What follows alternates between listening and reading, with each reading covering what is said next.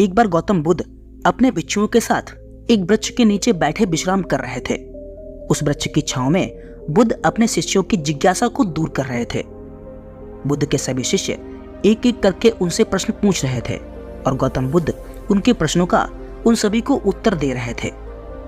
बुद्ध के उन शिष्यों में कुछ शिष्य ऐसे भी थे जो कुछ समय पहले ही संघ से जुड़े थे, जिसके कारण अभी उनके भीतर वह समझ पैदा नहीं हुई थी जो महात्मा बुद्ध के प्रवचनों को समझ सके। गर्मियों का समय था, सूरज अपने चरम सीमा पर था और चारों तरफ धूप ही धूप थी। लेकिन उस वृक्ष के कारण बुद्ध और उनके सभी शिष्य आराम से छांव में बैठे हुए थे। इतने में ही बुद्ध के एक शिष्य की नजर एक बूढ़े व्यक्ति पर पड़ती है जो उस वृक्ष के पास से ही गुजर रहा था। तभी वो शिष्य बूढ़े व्यक्ति को देखकर अचानक से हंसने लगा। उस बूढ़े व्यक्ति की उम्र बहुत ज्यादा हो गई थी, जिसके कारण उसकी कमर मुड़ गई थी। उस बूढ़े व्यक्ति के हाथ में एक डंडा था जिसका सहारा लेकर वो अपनी मंजिल पर पहुंचने का प्रयास कर रहा था।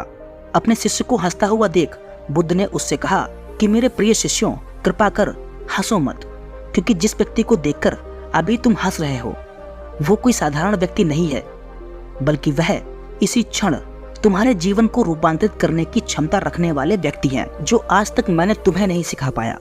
वो ये बूढ़ा व्यक्ति तुम्हें सिखा रहा है। इसके द्वारा दी गई सीख बेकार ना करो।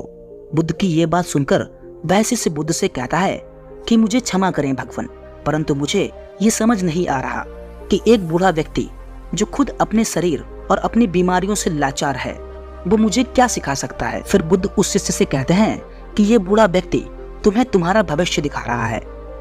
जिस बुढ़ापे और लाचारी को देखकर तुम अभी हंस रहे हो, वो बुढ़ापा और लाचारी तुम्हारे जीवन में भी आने वाली है। वह बूढ़ा व्यक्ति तुमसे कह रहा है कि अभी समय है, इस स्वस्थ शरीर का अच्छे कर्म करने के लिए उपयोग करो। अगर तुम्हारा ये स्वस्थ शरीर तुम्हारे हाथ से निकल गया तो फिर से वापस नहीं आएगा, और अभी तुम्हारा ये शरीर सही से काम कर रहा है, जैसे कि तुम्हारे हाथ पैर, आंख, कान और ये सभी चीजें सही से काम कर रही हैं। क्या ये छोटी बात है और क्या तुम इसे मामूली बात समझ रहे हो? फिर इसके बाद बुद्ध ने कहा, यह कोई साधारण घटना नहीं थी जो अभी तुम्हारे साथ घटी है। ये घटना तुम्हारे जीवन को बदलने की क्षमता रखती है। ठीक इसी तरह की घटना ने मेरा पूरा जीवन बदल दिया था और इसी तरह की घटना के कारण आज मैं बुद्ध हूँ। फिर वह शिष्य बुद्ध से कहता है कि क्षमा करें प्रभु, लेकिन मेरे मन में यह विचार नहीं आया कि मैं उन बूढ़े व्यक्ति से कुछ सीख सकता हूँ। उन्हें देखकर केवल मुझे हंसी आई। महात्मा बुद्ध ने कहा, ऐसा इसलिए हुआ क्योंकि तुम्हें अपने भीतर कहीं ना कहीं ऐसा लगा कि जिस स्थिति में आज वो बूढ़ा व्यक्ति है उस स्थिति में तुम कभी नहीं आओगे।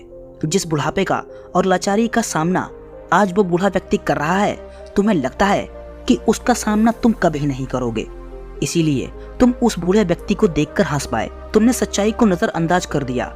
अगर तुम सच्चाई को देख लेते तो तुम चाह कर भी अपने आंखों के आंसुओं को रोक नहीं पाते, परंतु तुमने सत्य को अनदेखा कर दिया और तुम बहुत बड़ी संभावना से चूक गए। भगवान बुद्ध की ये बात सुन वो शिष्य महात्मा बुद्ध से क्षमा मांगता है और यह निश्चय करता है कि वह अपने स्वास्थ्य का उपयोग अपने अहंकार को बढ़ाने में नहीं बल्कि परम सत्य को पाने में करेगा। दोस्तों, कहने का तात्पर्य यह है कि हो सकता है कि आप बड़ी से बड़ी समस्याओं में हो या हो सकता है कि आप परेशानियों में हो, लेकिन फिर भी एक बात को हमेशा याद रखना, तब आप किसी भी बड़ी से बड़ी समस्या से बाहर आ सकते हो।